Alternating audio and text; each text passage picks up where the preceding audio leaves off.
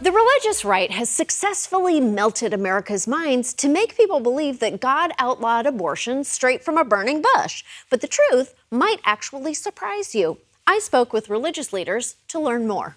The Supreme Court just heard the most serious legal challenge in a generation to a person's right to obtain an abortion. The law under review, passed by Mississippi in 2018, would ban almost all abortions after 15 weeks of pregnancy. Why 15 weeks? Hell if I know! But the religious right, who need no more airtime, so shall herein be played by the gemstones, believe this law is righteous because God, for sure, like 100%, said that abortion is a no-no.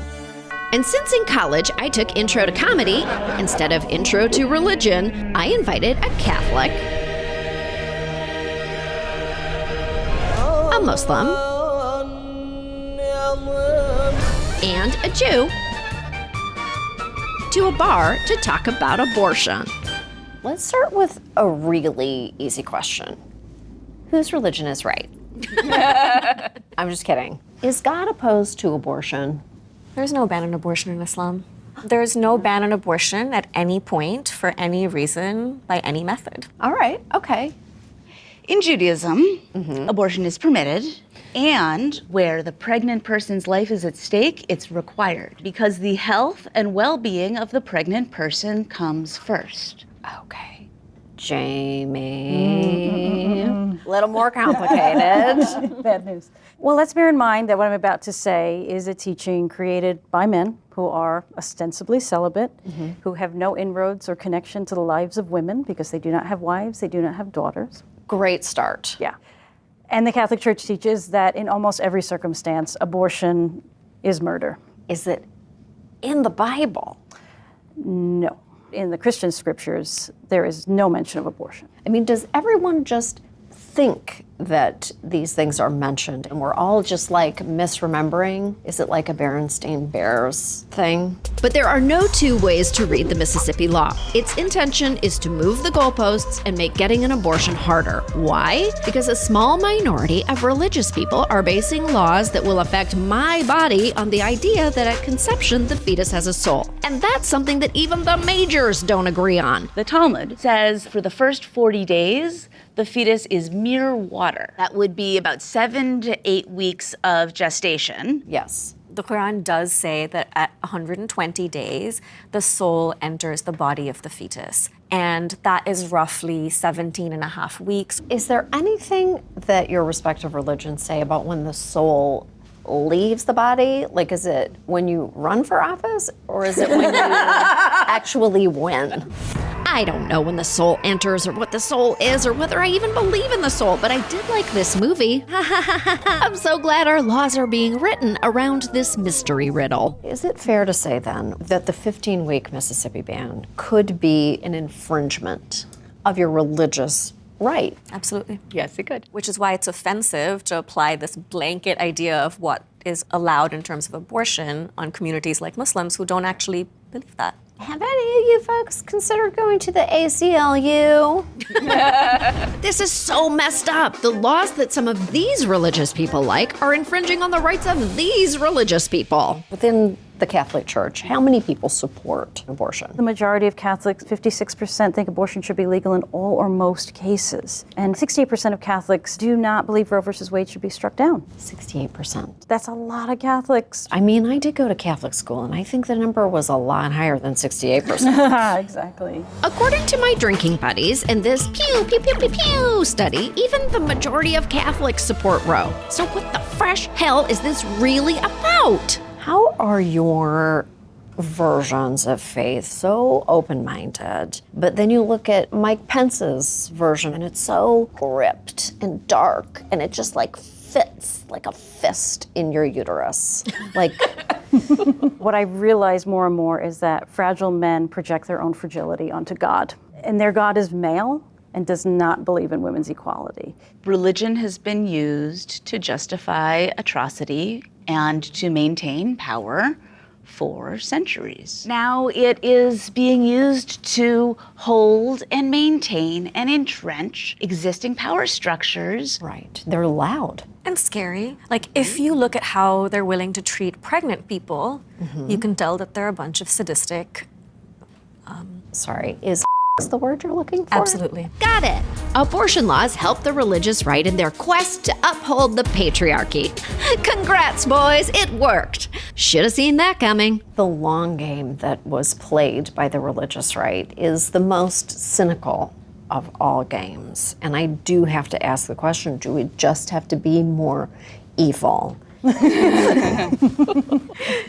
Well, I feel like part of the problem is that we think about reproductive justice as a women's issue. So we have these bills all around the country around the regulation of trans bodies and denying trans people health care. And they really sort of stem from the same logic. And so I think it's actually really useful if we were building solidarity with other people. Right. We're facing all of these big cases. It feels very dire for people. How do you infuse yourself with any type of hope for a good outcome? You're laughing. You're like, I don't even. No, I smoke a lot of weed.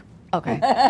The religious right isn't going anywhere except further to the right. But honestly, they, like all of us, are allowed to hold whatever personal religious beliefs they want, as long as I'm not expected to abide by them. I'm sorry, the Garden of Eden is not in Missouri, and even if it is, I'm still not gonna visit.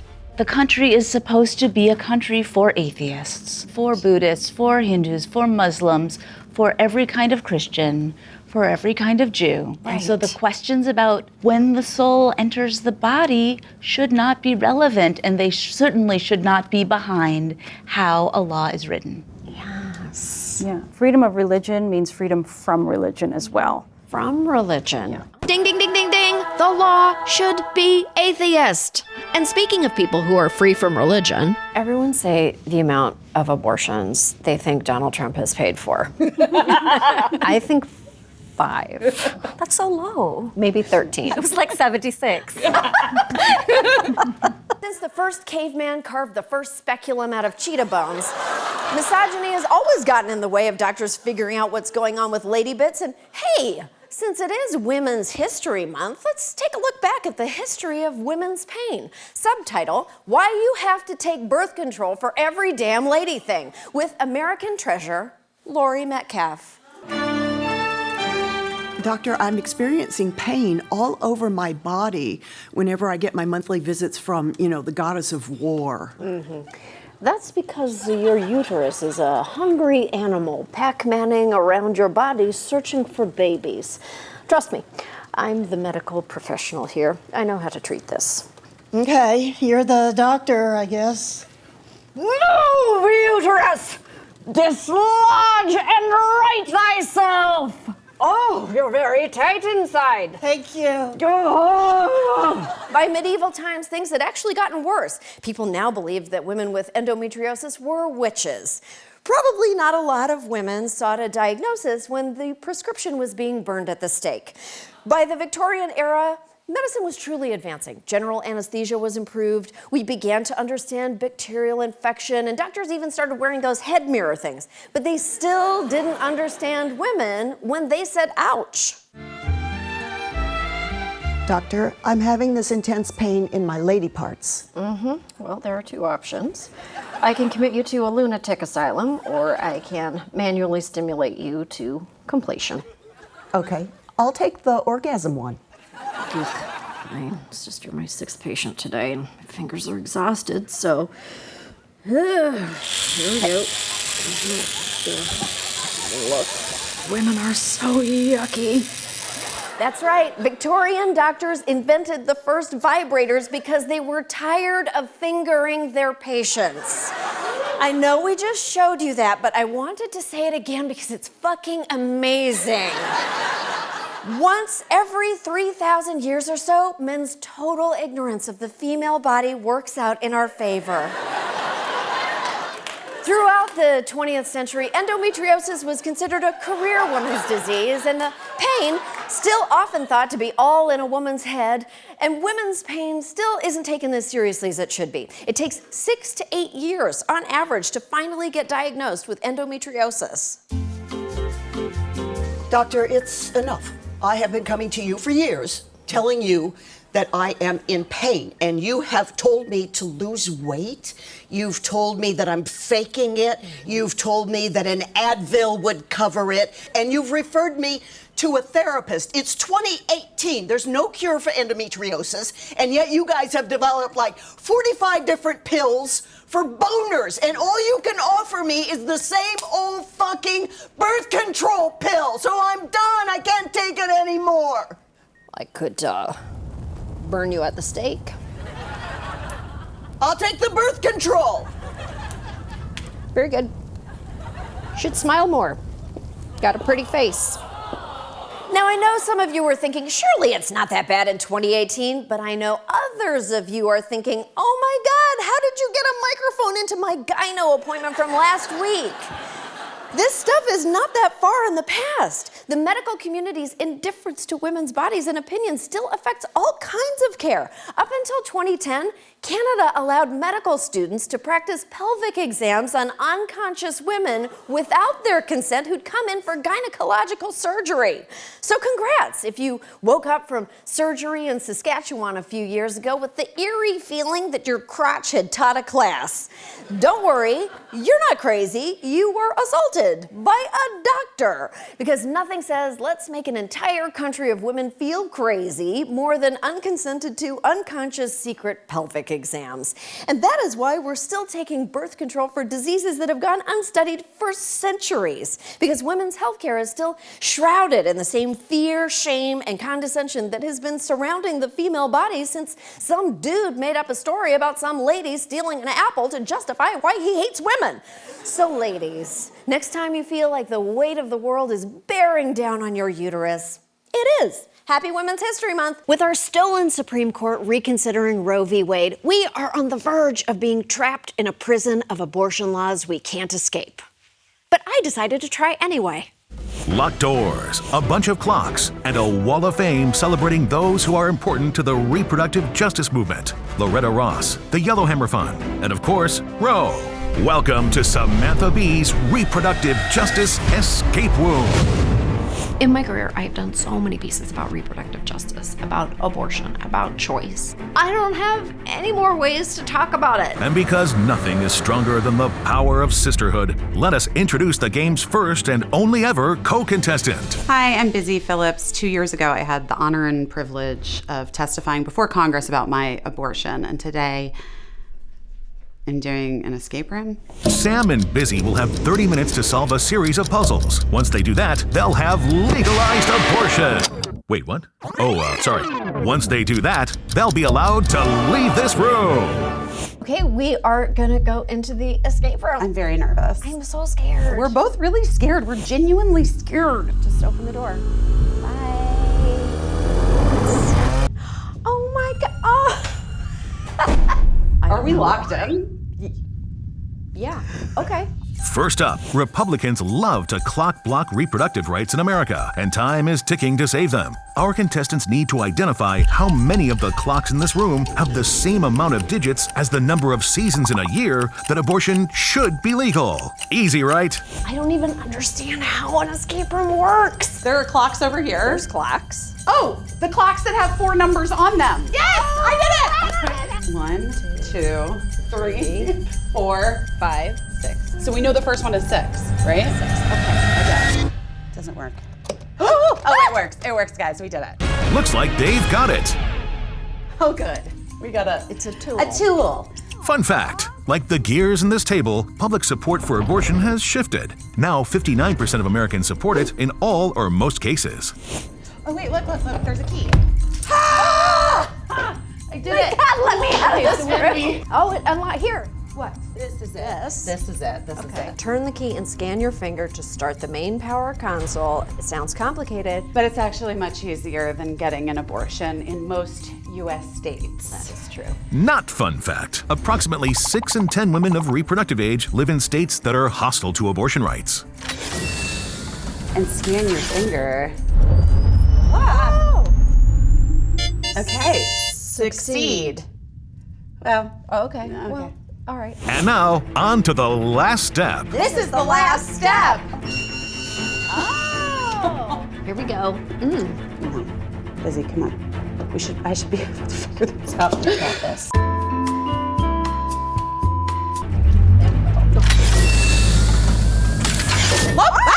Oh my God, there's another room.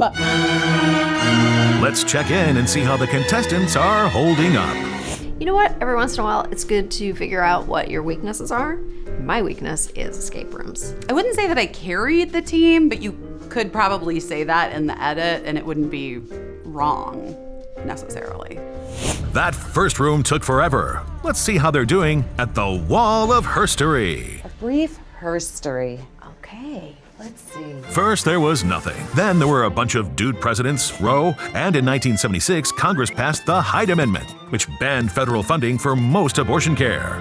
Somewhere around there, Jerry Falwell decided that abortion would be a really good thing to focus his constituents and followers on in order to get them to vote the way he wanted, which was essentially, you know, for racists. Classic Falwell. The following 8 states have pre-Roe abortion bans in their laws, which would be immediately enforceable if Roe was overturned. Now, Sam and Busy need to locate those 8 states on the map behind them. First of all, here's my home state where I had my abortion, Arizona. The people who live in these states will likely lose their access to abortion if SCOTUS overturns Roe.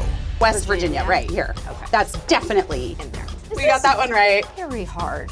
I. Okay, so guys, do you know how good it would feel to codify Roe? Orgasmic. But like most men, we're not gonna let you finish. Rude. So just put the first 5 letters of this word in the cryptex. Okay. That's over here. This is just like the Da Vinci Code. This is G. Sam wasn't like super helpful. I didn't even know these things existed. How would I have known that? What's inside of it? Oh, shit. Oh, it's a key. I didn't know that. Maybe this one goes here.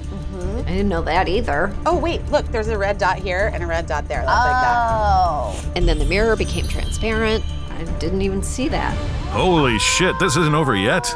Now they have to count the Plan B, condoms, blazers, and abstinence pamphlets in the room. It's the only abstinence thing that actually works. It's a pamphlet with my face on it. The total number of each item makes up the code that gets them out of the room. Thank God. So let's find the Plan Bs. All the Plan B. I know that an escape room is silly. Ugh.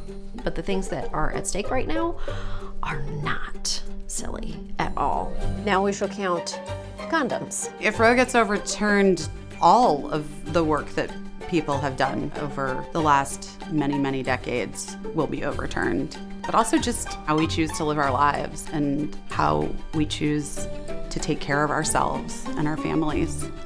That's like truly what's at stake. 5, 6, 8, 4.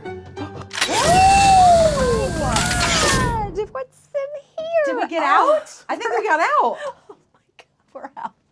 Thank you. Take her out. Oh my God, oh my God. That was too scary. That was too scary. Don't do it when I come out.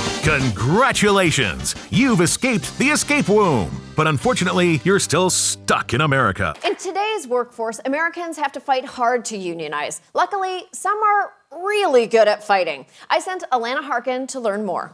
All around the country, our labor unions are under attack, from the White House to the courts to the ring. This is Leslie Smith, a mixed martial artist working to unionize the Ultimate Fighting Championship. Good thing I love Ladies Who Fight. I just binged 2 seasons of it on Netflix. So yeah, I guess you could say when it comes to powerful female fighters, I'm an expert. Oh my gosh. No, Okay, apparently mixed martial artists are a little different than Glow, so first things first. Just to be clear, you cannot hit me. I need a verbal yes. Yes. Now that that's out of the way, we can talk about what she's organizing for. A share of the income, pensions, real health insurance. Yeah, that last one definitely seems fair. But when she tried to get those things... I was top 10 in the world and I got cut in retaliation for trying to start a union.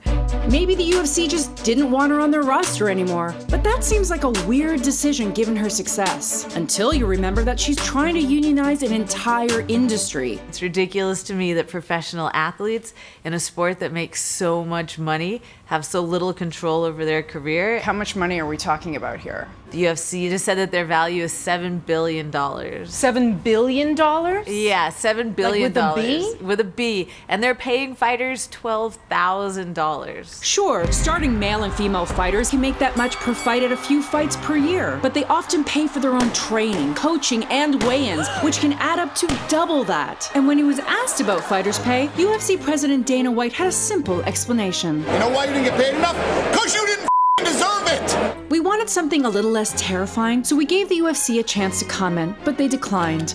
I wonder why. I wanted to show up and tell you about my friend, Donald Trump. Oh, right. But no matter who you believe, you can recognize that there are some clear abuses going on here, like the UFC video game. None of the fighters are getting paid for that. Their images are being played by people, and yeah, they don't get paid. You know who does get paid, though? Oh, let me guess. Dana f***ing White. Leslie's fighting alone in a matchup against a $7 billion opponent. So I went to the office of a real live economist to figure out how she could fight back. I did not tell her I'd be wearing spandex. Now entering the ring, put your hands together for the Number Cruncher! Actually, my name is Thea Lee. I'm president of the Economic Policy Institute. Otherwise known as the Calculator! Historically, unions have been really important for both women and people of color in helping them build a middle class. But starting maybe around 1980, there was a really concerted attack on workers and unions by billionaires and corporations and the Republican Party. People like Leslie have to face these enormous challenges. From dicks. I think, okay. I find that credible. So is the problem dicks? I think the problem is greed. But Thea did have some good advice. It's really a question of solidarity. When workers come together, they can win. And so I would tell Leslie to stand strong. She can... Hold that thought. Use this. Okay. Leslie should... Just kind of bring it down to a deeper register. Know your rights. That's okay. Turns out what Leslie's facing isn't unique. She's one of many women standing together for fair treatment in their workplaces. She's not trying to tear things down. She's trying to build things better. A lot of people think that I'm anti-UFC, but I'm not. I love fighting in the UFC. I just want to see the fighters get treated better than they have been. Do you sometimes think to yourself, I can't believe I'm the one starting this movement? Yeah, sometimes I can feel like I'm a little bit alone in this. But she shouldn't have to be. I know the UFC is one-on-one, but in pro wrestling, literally anything goes. So I recruited a tag team to help her fight. There's Dr. Dentist, the pensioner, and a star of Glow who's also a union card-carrying badass, Brittany Young.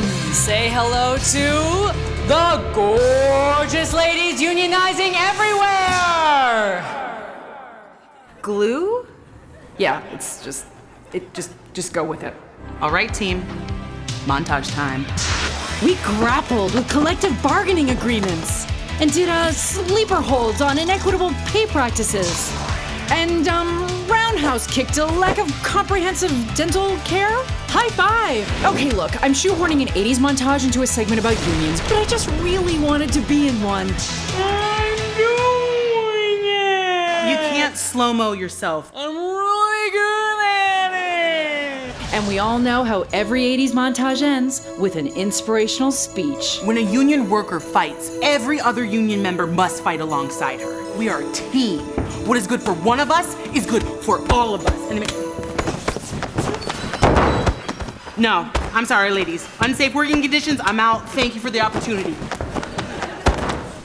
Leslie may have started alone, and she may have been cut from the roster, but she's still out there recruiting other fighters to join her cause. She might be down now, but this fight isn't over. Oh, God, no! These people People need good health insurance. If you're like me, you live in an eternal hellscape of constant fear and sorrow. If not because of the news, at least because of the new season of Love Island. Kissing strangers during a pandemic while having to live on the roof of a Vegas hotel is a full nightmare. As bad as things are, it makes sense that people are looking for comfort wherever they can find it, including from miracle products that promise to make them feel better and give them hope.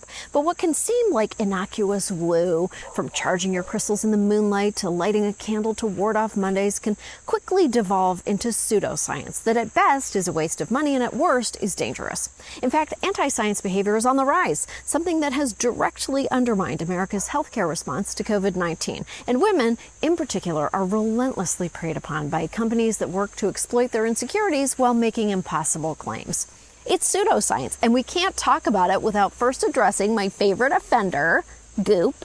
With the Goop juggernaut valued at $250 million, all this publicity is probably part of the plan. Paltrow in the role of leader, she's focused on building a Goop empire. And in the largely unregulated wellness industry, the Goop Lab may bring her largest audience yet. It's not that we're opposed to conventional medicine. We just also are very interested in alternative medicine. I've always been that person who has sort of introduced the culture or the media to things that people think are weird. Is the ire and flack worth it to you? Oh yeah, of course. Gwyneth, it is not worth it. I say that as someone who once got a comment online about my dump truck ass, and that was a compliment. Goop sells products that are perfect for the woman who has everything but the weirdest shit in the world. Things like vitamins that claim to help someone function at an intense pace, rip-off Lisa Frank stickers that boost cell turnover, psychic vampire repellent, and a vibrator that is also a necklace finished in 24-karat gold. It's also a wine opener, so be real careful what setting it's on when you use it. Goop recommends questionable spa treatments like vaginal steaming, which involves sitting over a bowl of boiling hot water infused with herbs to cleanse and freshen the vagina. If that sounds dangerous and unnecessary, it's because it is. One woman received second-degree burns after attempting to steam her vagina. Even weirder, those burns were on her face. Of course, none of that is going to stop Goop. They still sell products and treatments that claim to fix various medical issues, even as they're called out for fraud.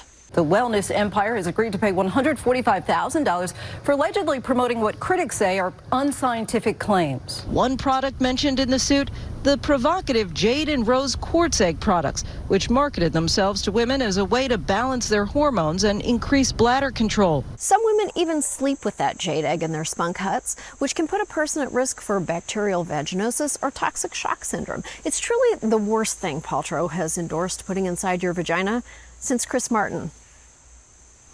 And it's not just Goop. The $4 trillion global wellness industry, which largely targets women, has run afoul of the FDA by promising claims they can't possibly deliver. As long as a product doesn't claim to mitigate, treat, or cure anything, companies don't have to prove it actually does what it's advertising. Which is why my own company had to recall our face cream that promised to cure death, kill God, and let you live forever. It will only kill God. And because there's no legal definition for terms such as clean or natural, those words can mean whatever the companies want them to.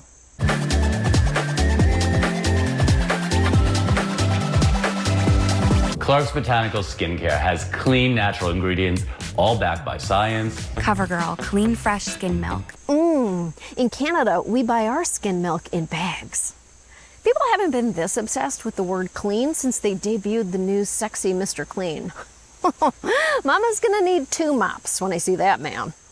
In one survey, 90% of consumers believed that natural or naturally derived beauty ingredients were better for them. But chemicals aren't inherently bad for you. Too much of anything can be toxic for your body. It's like how 1 Arby's jalapeno roast beef slider is a tasty meal, but 20 will cause your baby to come out wrong.